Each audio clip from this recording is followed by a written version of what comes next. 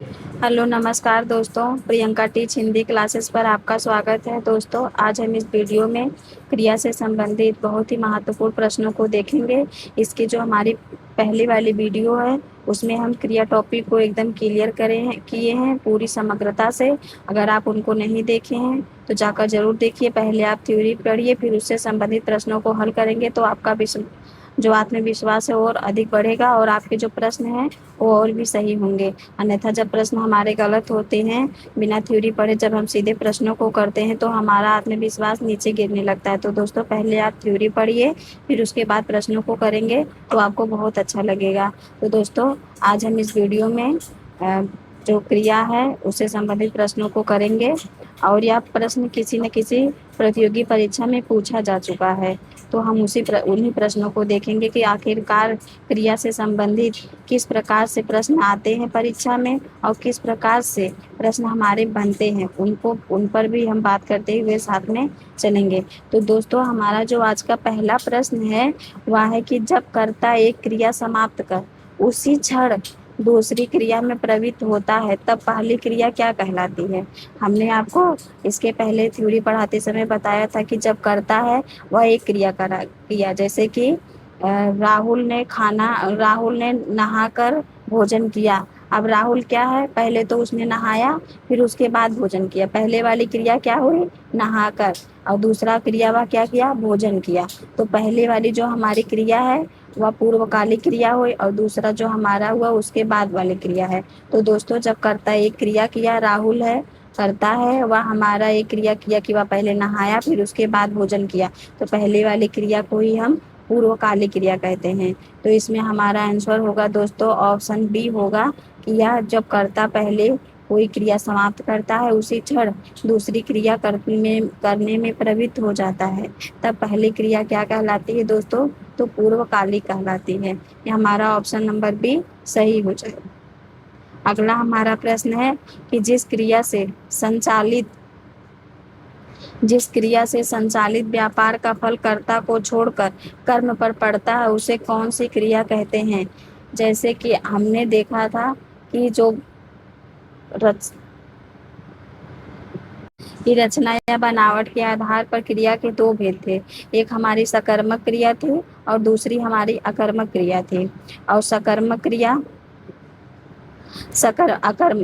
क्रिया किसे कहते हैं, कर्मक क्रिया। अब अकर्मक क्रिया क्या थी, जिसमें कर्ता पर सीधे प्रभाव पड़ता है। जिस क्रिया का प्रभाव सीधे कर्ता पर पड़ा उसे हम अकर्मक कह रहे थे और जिस क्रिया का प्रभाव कर्म पर पड़ता है उसे हम सकर्मक कह रहे थे। तो हमसे प्रश्न में क्या पूछा है दोस्तों, कि जिस क्रिया से संचालित व्यापार का फल कर्ता को छोड़कर यानी कि कर्म पर पड़ रहा है, कर्म पर पड़ता है तो उसे कौन सी क्रिया कहेंगे दोस्तों, तो हमारा ऑप्शन डी होगा, उसे सकर्मक क्रिया कहेंगे। ये हमारी ऑप्शन है, आप सब देख सकते हैं, द्विकर्मक क्रिया, प्रेरणार्थक क्रिया, कर्मक क्रिया, सकर्मक क्रिया। तो हमारा ऑप्शन डी सही हो जाएगा। अगला प्रश्न हमारा है कि क्रिया के मूल रूप को क्या कहते हैं। ये तो एकदम मतलब दोस्तों हम पूरा क्लियर करके आपको बताए थे। क्रिया जैसे हमारी हुई लिखना, लिखना क्या हुआ, हमारा क्रिया हुआ। तो इसमें मूल धातु क्या है, लिख है। इसे ही हम क्या कहते हैं, क्रिया के मूल रूप को क्या कहते हैं दोस्तों, रूप कहते हैं, शब्द कहते हैं, पद या धातु। तो जो हमारा ऑप्शन डी है दोस्तों, क्रिया के मूल रूप को हम क्या कहते हैं, धातु कहते हैं। अगला प्रश्न हम देखते हैं कि राम सो रहा है। अब राम क्या कर रहा है, सो रहा है।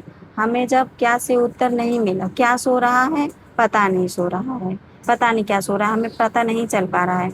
अगर हमें क्या से प्रश्न करने पर उत्तर ना मिले, कौन शब्द से प्रश्न करने पर उत्तर, कौन सो रहा है, तो राम सो रहा है। तो हमारी क्या होता है, जो हमारा तब उस समय क्या होता है दोस्तों, अकर्मक क्रिया होती है, क्योंकि जब क्रिया का प्रभाव कर्ता पर पड़ता है। अब क्रिया हमारी सोना हुई तो सोने का जो प्रभाव है वह राम पर पड़ रहा है क्योंकि राम सो रहा है। तो यह हमारा अकर्मक क्रिया हुई। और अगला हमारा ऑप्शन है द्विकर्मक, जिसमें दो कर्म होता है।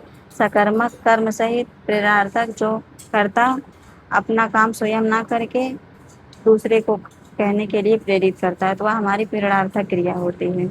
अगला हमारा है कि निम्न में से प्रेरणार्थक क्रिया क्या है, गिराना, चमकना, उठना, देना। तो हमारा ये तीनों तो ऑप्शन होगा नहीं। तो गिराना, जिसमें कर्ता स्वयं कार्य ना करके दूसरे को प्रेरित करता है कार्य करने के लिए, तो ये हमारी प्रेरणार्थक क्रिया होगी। तो हमारा ऑप्शन ए सही हो जाएगा।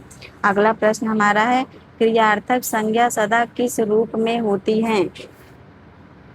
एक वचन स्त्रीलिंग, बहुवचन स्त्रीलिंग, एक वचन पुल्लिंग और बहुवचन पुल्लिंग।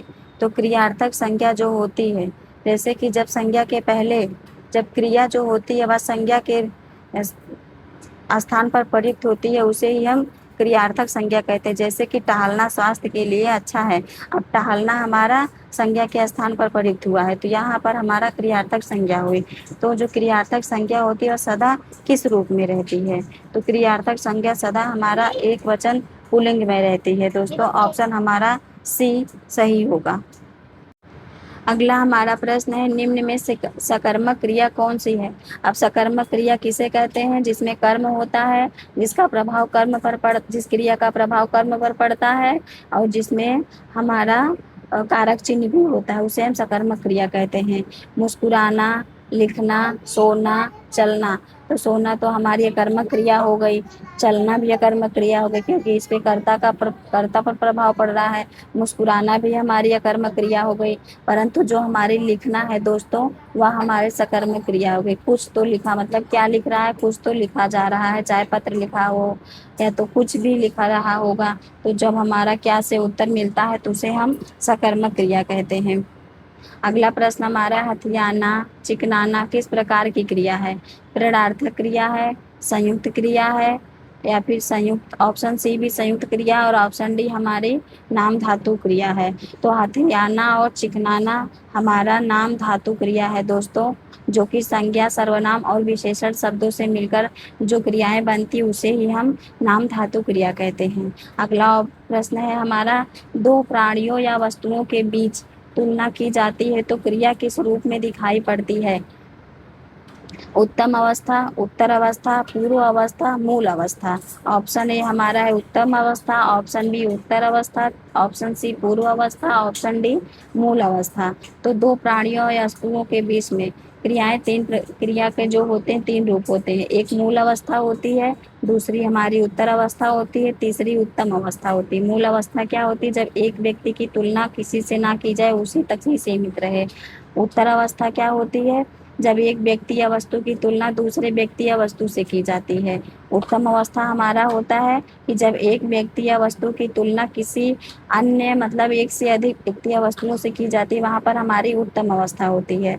तब दो प्राणी अर्थात दो लोगों के बीच तुलना हो रही है, तो हमारी ऑप्शन बी होगा दोस्तों, इसमें उत्तर अवस्था होगा, क्योंकि इसमें दो लोगों के मध्य तुलना की जाती है। इसमें स्वयं रहता है केवल एक ही लोगों के और इसमें एक से अधिक लोग, यानी कि आप तीन लोग मान के चलिए। अगला प्रश्न हमारा है, निम्न में से भाववाच्य है। अब भाववाच्य क्या है? जिसमें हमारा भाव अर्थात इमोशन प्रधान होता है, उसे ही हम भाववाच्य कहते हैं। वाच्य तीन प्रकार के होते हैं, कर्मवाच्य होते हैं और कर्तृवाच्य होते हैं, कर्तृवाच्य होते हैं, कर्मवाच्य और भाववाच्य होते हैं। कर्तृवाच्य में होता है कर्ता प्रधान होता है, कर्मवाच्य में कर्म प्रधान होता है, भाववाच्य में हमारा भाव प्रधान होता है। अब मोहन पुस्तक पढ़ता है, श्याम पत्र लिखता है, मोहन से बैठा नहीं जाता, राम पत्र नहीं लिखा जाता है। तो इसमें से जो हमारा भाववाच्य होगा दोस्तों, वह है ऑप्शन सी, मोहन से बैठा नहीं जाता। वह किसी भी कार्य करने में जो करता वह असमर्थ दिखाई दे रहा है, तो वहाँ पर हमें भाववाच्य दिखाई पड़ता है। अगला प्रश्न हमारा है कि बालक इस पुस्तकालय में पढ़ रहा है, वाक्य में क्रिया है, इसमें हमारे यहाँ पर खाली स्थान दिया गया है, यहाँ पर हमें भरना है अकर्मक, सकर्मक, सहायक या संयुक्त। बालक इस पुस्तकालय में पढ़ रहा है, वाक्य में कौन सी क्रिया है? तो जो हमारा ऑप्शन बी होगा दोस्तों, कि यहाँ पर सकर्मक क्रिया है, क्योंकि यहाँ पर कर्म की प्रधानता। बालक कहाँ पर पढ़ रहा है? तो आंसर हमारा होगा पुस्तकालय में पढ़ रहा है। अगला प्रश्न हमारा है कि वह पढ़ता तो सफल होता, वाक्य में क्रिया की वृत्ति क्या है? कामता प्रसाद गुरु ने क्रिया की कुल 5 वृत्ति बताई है, परंतु अन्य विद्वानों ने भी क्रिया के वृत्ति की जो है वह कोई लोग 2 मानते हैं, कई लोग 5, लेकिन कामता प्रसाद गुरु के अनुसार 5 वह पढ़ता तो सफल होता। इसमें वाक्य में कौन सी क्रिया की वृत्ति है? इच्छावाचक, इच्छा सूचक, संकेत सूचक, निश्चय सूचक, संदेह सूचक। तो वह पढ़ता तो अच्छा होता। ऑप्शन हमारा बी इसमें सही हो जाएगा दोस्तों, क्योंकि इसमें संकेत किया जा रहा है कि यदि वह पढ़ता तो सफल जरूर होता। इसमें हमें संकेत सूचक दिखाई दे रहा है। ऑप्शन हमारा है अगला कि जिस क्रिया के व्यापार का फल कर्ता पर पड़े उसे कौन सी क्रिया कहते हैं? अब जब हमारा कर्ता पर किस पे कर्म क्रिया का फल पड़ा? कर्ता पर। तो हमारी अकर्मक हो गई, सकर्मक, प्रेरणार्थक, यौगिक। तो जब कर्ता पर पड़ता है दोस्तों तो हमारा वहां पर अकर्मक होता है। अब जब हमारा कर्म पर पड़ता है तो वहां पर सकर्मक होगा। तो हमारा ऑप्शन ए सही हो जाएगा। अगला प्रश्न हमारा है कि निम्न में से प्रेरणार्थक क्रिया क्या है? अब प्रेरणार्थक क्रिया किसे कहते हैं? पहले तो आप लोग ये समझिए कि प्रेरणार्थक क्रिया वह क्रिया है जिसमें कर्ता जो होता है वह कार्य स्वयं ना करके किसी अन्य से करवाता है, उसे ही हम प्रेरणार्थक क्रिया कहते हैं। बुलवाना, समझना, बैठना, सुनना। तो हमारा ऑप्शन ए होगा दोस्तों। आपको पढ़ते ही समझ में आएगा कि बुलवाना कर्ता जो है वह कोई किसी से कार्य करवा रहा है, अर्थात किसी को किसी से बुलवा रहा है, तो यहाँ पर हमारा प्रेरणार्थक क्रिया हो जाएगी। अगला प्रश्न हमारा है कि शिक्षक छात्र को हिंदी पढ़ाते हैं, इस वाक्य में किस प्रकार की क्रिया है? तो जो शिक्षक है वह ऑप्शन हमारा है ए संयुक्त क्रिया, नाम धातु क्रिया, अकर्मक क्रिया, द्विकर्मक क्रिया।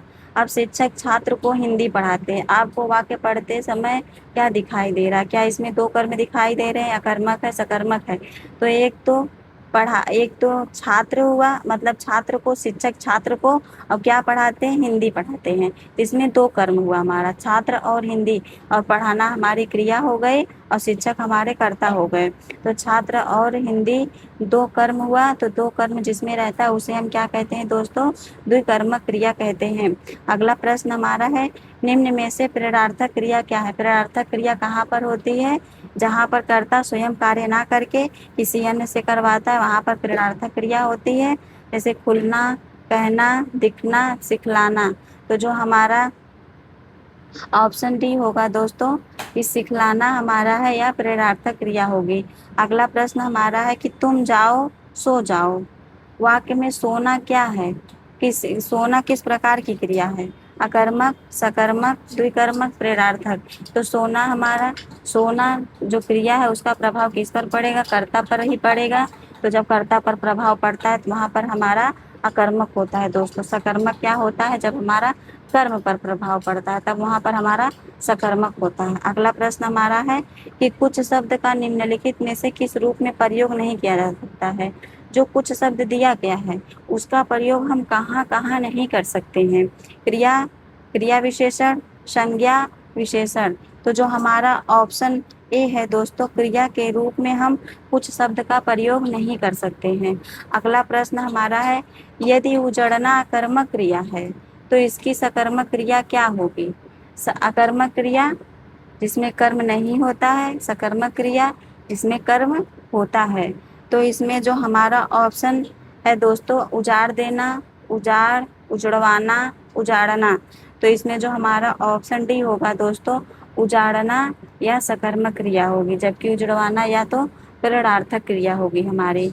अगला प्रश्न हमारा यदि ओढ़ना अकर्मक है तो इसकी प्रथम प्रेरणार्थक क्रिया क्या होगी? यहाँ पर हमसे क्या पूछा है?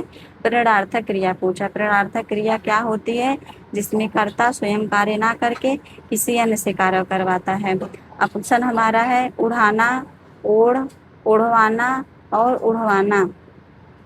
तो इसमें से जो हमारा ऑप्शन ए है दोस्तों उड़ाना हमारा जो है वह प्रेरणार्थक क्रिया होगी। अगला प्रश्न हमारा है कि निम्नलिखित प्रश्न में वाक्य के संरचना के आधार पर उनके भेद बताइए। अब वाक्य के संरचना के आधार पर हमें भेद बताना है। रवि दीवार रंगने लगा, क्या यह संयुक्त क्रिया है, नाम धातु क्रिया है, कृदंत क्रिया है, पूर्वकालिक क्रिया है? तो इसमें जो हमारा आपको क्या दिखाई दे रहा है दोस्तों? रवि दीवार रंगने लगा। तो इसमें हमारी दो क्रियाएं दिखाई दे रही हैं जिसे हम संयुक्त क्रिया कहेंगे। तो हमारा ऑप्शन ए दोस्तों इसमें सही। अगला प्रश्न हमारा है कि निम्नलिखित प्रश्न में वाक्य के संरचना के आधार पर भेद बताइए। अनु ने देख कर निबंध लिखा। यहाँ पर पूर्वकालिक क्रिया है, नाम धातु क्रिया है, कृदंत क्रिया है, संयुक्त क्रिया है। संरचना के आधार पर उसका भेद बताना है। और अनु ने देखकर निबंध लिखा, इस वाक्य को आप पढ़िए और आप यह डिसाइड करिए कि यह किस प्रकार की क्रिया इसमें प्रयुक्त हुई है। तो इसमें जो हमारा ऑप्शन ए होगा दोस्तों, इसमें पूर्वकालिक क्रिया है, क्योंकि पहले उसने निबंध को देखा फिर उसके बाद निबंध लिखा। तब पहले तो उसने देखकर फिर उसके बाद निबंध लिखा, तो इसमें हमारी पूर्वकालिक क्रिया है।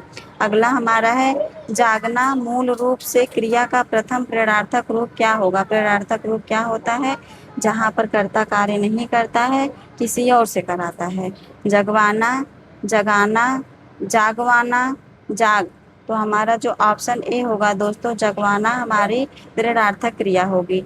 अगला प्रश्न हमारा है निम्नलिखित में से कौन सा वाक्य कर्मवाच्य का उदाहरण है? यहाँ पर हमसे क्या पूछा है? कर्मवाच्य। अब कर्मवाच्य किसे कहते हैं?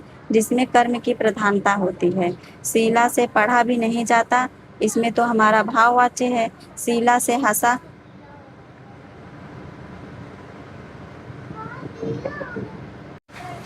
अगला हमारा ऑप्शन शीला से हंसा भी नहीं जाता, शीला से चला भी नहीं जाता, शीला से हिला भी नहीं जाता। तो इसमें ऐसा कोई ऑप्शन नहीं है दोस्तों जो कर्मवाच्य है, सारे के सारे भाववाच्य हैं हमारे। ये सभी हमारे भाववाच्य के उदाहरण है दोस्तों, इसमें कर्मवाच्य कोई नहीं है। अगला हम देखते हैं कि जिला अधिकारी ने सबको उपस्थित रहने का निर्देश दिया है, इसमें कौन सा वाच्य है? अब हमसे वाच्य पूछा, वाच्य तीन ही होते हैं, कर्मवाच्य, कर्तृवाच्य, कर्म एवं कर्तृवाच्य, उपयुक्त में से कोई नहीं। तो जिला अधिकारी ने सबको उपस्थित रहने का निर्देश दिया है, तो इसमें जो हमारा होगा दोस्तों, इसमें कर्तृवाच्य, इसमें कर्ता की प्रधानता दिखाई दे रही है हमें। अगला प्रश्न हमारा है कि निम्नलिखित शब्दों में से प्रेरणार्थक क्रिया है? जीना, लिखना, दिलवाना और चलना। तो प्रेरणार्थक क्रिया क्या होगी दोस्तों? ऑप्शन हमारा सी होगा इसमें सही, दिलवाना हमारी प्रेरणार्थक क्रिया है। अगला प्रश्न हमारा है सही कर्मवाच्य वाक्य छाटिए। कर्मवाच्य क्या है? जिसमें कर्म की प्रधानता होती। रोगी से चला जाता है, पिताजी से खाया नहीं जाता, भाई से खाया जाता है, बहन से पढ़ी जाती है। तो इसमें जो हमारा ऑप्शन होगा, इसमें हमारा ऑप्शन सी होगा, भाई से खाया जाता है, यह हमारा कर्मवाच्य है। अगला प्रश्न हम देखते हैं निम्नलिखित में से कौन सा वाक्य कर्मवाच्य दर्शाता है? कर्मवाच्य अर्थात जहाँ पर कर्म की प्रधानता होती है। मैं लेख लिखता हूँ, मजदूरों द्वारा पेड़ काटा गया, रमेश कपड़े धो रहा है, राधा से चला नहीं जाता। तो इसमें जो हमारा ऑप्शन बी होगा दोस्तों, यह हमारा कर्मवाच्य है। अगला प्रश्न हमारा है कि निम्नलिखित में से कौन सा वाक्य भाववाच्य दर्शाता है?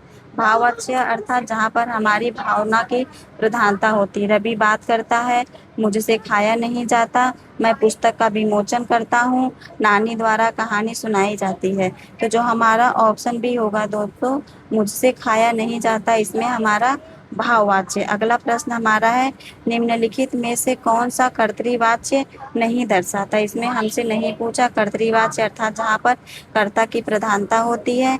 रोशनी फल बेचती है, विनय से चला नहीं जाता, राम कपड़े सिलता है, मैं अब काम नहीं करता। तो हमारा ऑप्शन बी जो होगा दोस्तों, विनय से चला नहीं जाता, यह हमारा भाववाच्य का उदाहरण है, ना कि कर्तृवाच्य का। अगला हमारा है कि भाववाच्य वाला वाक्य पहचानना है। चलिए अब चला जाए, सोचिए तुम क्या पढ़ना चाहती हो, उठिए अब भोजन किया जाए, सुनिए आप कहाँ जा रहे हैं। तो इसमें भाववाच्य वाला हमें वाक्य पहचानना है, तो ऑप्शन ए दोस्तों, चलिए अब चला जाए, या हमारा ऑप्शन सही हो जाएगा। अगला हमारा है, इसमें भी हमें भाववाच्य पहचानना है। वह खाना खा रही है, आजकल अखबार भी पढ़ा नहीं जाता, बच्चे से चला नहीं जाता, हम ही उठा लाएंगे। तो इसमें जो ऑप्शन डी सी होगा दोस्तों, बच्चे से चला नहीं जाता, इसमें हमारा भाववाच्य है। अगला है हमारा मीरा जोर से हंसी। इस वाक्य में क्रिया की समुचित उदाहरण क्या है? इसमें कौन सी क्रिया है? अब हंसना का प्रभाव, हंसना हमारी क्रिया हुई, हंसना का प्रभाव किस पर पड़ रहा है? तो मीरा पर। मीरा हमारा क्या होगा? कर्ता। जब क्रिया का प्रभाव कर्ता पर पड़ता है दोस्तों, वहां पर हमारी अकर्मक क्रिया होती है। अगला प्रश्न हमारा है कि मैंने रमेश से पत्र लिखवाया। इस वाक्य में लिखवाया क्या है? रमेश क्या, मैंने क्या है? करता है। और किससे पत्र लिखवा रहा है? रमेश से। तो कर्ता स्वयं कार्य ना करके किससे कार्य करवा रहा है? रमेश से करवा रहा है। तो यहाँ पर क्या होगी दोस्तों? हमारी प्रेरणार्थक क्रिया होगी। अगला प्रश्न हमारा है कि मूल अकर्मक धातुओं के साथ प्रत्यय जोड़कर बनाई गई क्रिया धातुएं क्या कहलाएंगी? समस्त धातु, द्विकर्मक धातु, साधित सकर्मक धातु और संयुक्त धातु। तो इसमें जो हमारा ऑप्शन सी होगा दोस्तों, साधित सकर्मक धातु होती है जिसमें मूल अकर्मक धातु के साथ प्रत्यय जोड़कर क्रियाओं को बनाया जाता है। अगला हमारा है कि निम्नलिखित में से किस क्रिया में अकर्मक क्रिया कहाँ पर होता है? जहाँ पर कर्ता पर प्रभाव पड़ता है। मैं गेहूँ पिसवाता हूँ। तो क्या पिसवाता हूँ? गेहूँ। तो इसमें तो सकर्मक हुआ। पानी बरस रहा है। राम मोहन को रुला रहा है। श्याम निबंध लिखता है। तो इन सब में तो सकर्मक क्रिया होगी दोस्तों, जो हमारा ऑप्शन बी होगा। पानी बरस रहा है, इसमें हमारी अकर्मक होगी, बाकी इन तीनों में हमारी सकर्मक क्रिया होगी। अगला प्रश्न है, अब पढ़कर क्या होगा? इस वाक्य में कौन सी क्रिया है? प्रेरणार्थक क्रिया, संयुक्त क्रिया, पूर्वकालिक क्रिया और द्विकर्मक क्रिया। तो इसमें जो हमारा अब पढ़कर क्या होगा दोस्तों, पहले तो पढ़कर वह पहले क्रिया किया, अब पढ़कर क्या होगा? तो हमारा जो ऑप्शन सी होगा दोस्तों, यहाँ पर पूर्वकालिक क्रिया है। अगला प्रश्न हमारा है कि पढ़ रहा था, इसमें कौन सी क्रिया है? पूर्वकालिक क्रिया, सामान्य क्रिया, असामान्य क्रिया, संयुक्त क्रिया। तो जो हमारी पढ़ रहा था दोस्तों, इसमें क्या है? इसमें संयुक्त क्रिया है। अगला हमारा प्रश्न है कि निम्नलिखित प्रश्न में 4 विकल्प हैं, सही विकल्प का चयन करना है। जो निर्देश के अनुसार वाक्य परिवर्तन वाला सही विकल्प है। राधा स्कूटी चला रही है, भाववाच्य क्या होगा इसका? इसको हमें भाववाच्य में परिवर्तन करना है। स्कूटी राधा चला रही है, राधा से स्कूटी चलाई जाती है, राधा से स्कूटी चलती है। तो जो हमारा ऑप्शन बी होगा दोस्तों, राधा से स्कूटी चलाई जाती है, हमारा भाववाच्य होगा। अगला हमारा है, यदि दौड़ना अकर्मक है तो इसकी प्रेरणार्थक क्रिया क्या होगी? तो दौड़ाना, दौड़वाना, रुकना, दौड़। प्रेरणार्थक क्रिया कहाँ पर होती है? जहाँ पर कर्ता कार्य नहीं करता है, कर किसी और से करवाता है। तो हमारा ऑप्शन बी होगा, दौड़वाना। अगला प्रश्न हमारा, यदि मुड़ना अकर्मक क्रिया है तो इसकी सकर्मक क्रिया क्या होगी? सकर्मक क्रिया जहाँ पर कर्म क्रिया का प्रभाव कर्म पर पड़ता है और जिस वाक्य में कर्म होता है। तो मुड़ जाना, मोड़ना, मुड़वाना और मोड़। तो यदि मोड़ना अकर्मक क्रिया है तो इसमें जो हमारी सकर्मक क्रिया होगी दोस्तों, वह हमारी मोड़ना होगी। अगला हमारा प्रश्न है, निम्नलिखित में से भाववाच्य का उदाहरण कौन सा है? मोहिनी पत्र लिखती है, भाववाच्य हमसे पूछा है। शीला से खाया नहीं जाता, रवि आम चूसता है, अब चला जाए। तो इसमें से जो हमारा ऑप्शन बी होगा दोस्तों कि शीला से खाया नहीं जाता, इसमें हमारी भाववाच्य क्रिया है। अगला प्रश्न हमारा है कि सही विकल्प का चयन करना है। जो निर्देश के अनुसार वाक्य परिवर्तन वाला सही विकल्प होगा। पिताजी पत्र पढ़ रहे हैं, हमें कर्मवाच्य में इसे बदलना, या हमारा कर्तृवाच्य है। कर्मवाच्य क्या होगा? इसमें कर्म की प्रधानता होगी। पिताजी ने पत्र पढ़ा, पत्र पिताजी द्वारा पढ़ा गया, पिताजी पत्र पढ़ रहे हैं, पिताजी से पत्र पढ़ा जा रहा है। तो इसमें हमारा सही विकल्प क्या होगा दोस्तों? ऑप्शन बी, पत्र पिताजी के द्वारा पढ़ा गया, इसमें हमारा कर्मवाच्य है। अगला प्रश्न हमारा है कि पुस्तक पढ़ी जाती है में कौन सा वाच्य है? क्रियावाच्य, कर्मवाच्य, कर्तृवाच्य और भाववाच्य। तो पुस्तक पढ़ी जाती है तो इसमें हमारा कर्म की प्रधानता है, जिसकी कर्मवाच्य कहेंगे। अगला प्रश्न हमारा है वाच्य कितने प्रकार के होते हैं? 4, 1, 3, कोई प्रकार का नहीं। तो हमारा इसमें ऑप्शन सी होगा दोस्तों। वाच्य हमारा 3 प्रकार का होता है, कर्तृवाच्य, कर्मवाच्य और भाववाच्य। कर्म कर्म में प्रधान होता है, कर्म में प्रधान होता है विचार, भाव, कर्म, कर्ता। तो जिसमें कर्मवाच्य में कर्म की प्रधानता होती है, भाववाच्य में भाव की, कर्तृवाच्य में कर्ता की प्रधानता होती है। तो दोस्तों ये हमारे आज का प्रैक्टिस सेट पूरा हुआ, जिसमें हम क्रिया से संबंधित बहुत ही महत्वपूर्ण प्रश्नों को देखे हैं, जो कि किसी न किसी प्रतियोगी परीक्षा में पूछे जा चुके हैं और आपको यह पता चल गया होगा कि किस प्रकार से क्रिया से संबंधित प्रश्न आते हैं पेपर में और किस प्रकार से क्रिया से प्रश्न बनाए जाते हैं। तो दोस्तों आप सब कमेंट करके ज़रूर बताइएगा कि आपको यह वीडियो कैसी लगी। आप लोग वीडियो तो देखते हैं परंतु आप लोग कमेंट नहीं करते हैं। दोस्तों आपसे मेरा विनम्र निवेदन है कि आप लोग कमेंट ज़रूर करिए, जिससे कि हमें पता चले कि आपको वीडियो कैसी लग रही है, आपको किस प्रकार से वीडियो चाहिए, किस प्रकार से वीडियो बनाई जाए, जिससे हमें पता चल जाए। तो दोस्तों आप लोग कमेंट ज़रूर करिएगा। तो दोस्तों मिलते हैं एक नई वीडियो के साथ, तब तक के लिए राधे राधे।